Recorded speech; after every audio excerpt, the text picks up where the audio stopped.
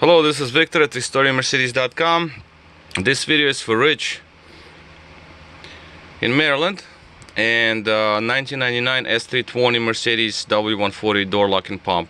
Okay, Rich, so your motor here, it's pretty much a gunner as well as the previous pump I just did recently. There is some resemblance of brushes, but they're pretty much, that is pretty bad. Carbon is falling out, and this is a gunner. Well,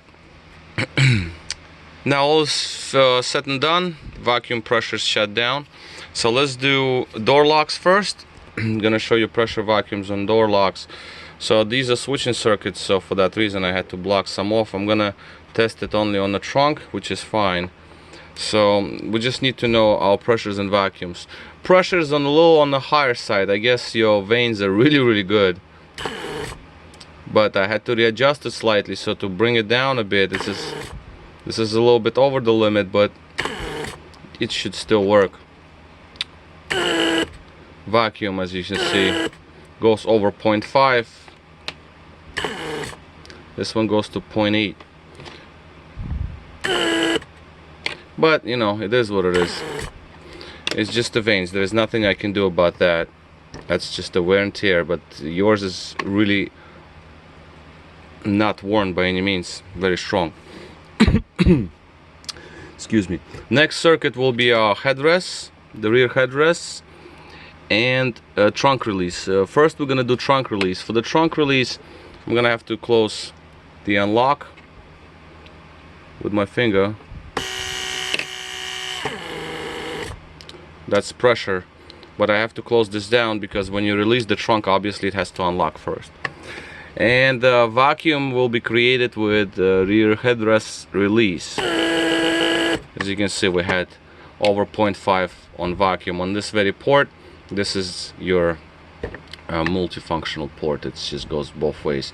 Now this one is the same way, but this is only single purpose port. This is just the trunk handle that comes out the trunk lid. And let's do the trunk handle now. This goes both ways. Pressure to push the handle out and vacuum to pull handle back in. So when I hold the terminal here, creates pressure to push the handle. When I let go of the terminal, it creates vacuum to pull handle back in. So this is basically how it works. In and out, and pump is functional now.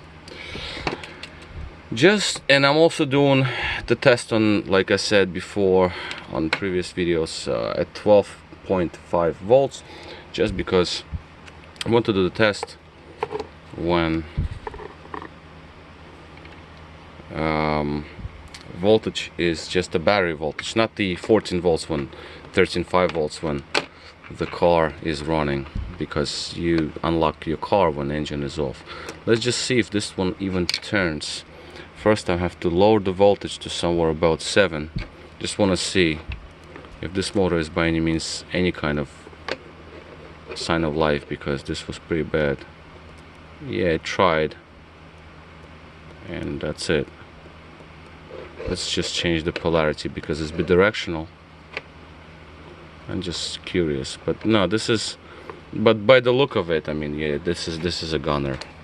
Just trying to do it one hand, but at least I tried. I don't want to go like 13 volts to it or 12 volts because it'll jump right in my hands and it's just going to be too much to manage. Just trying to. No.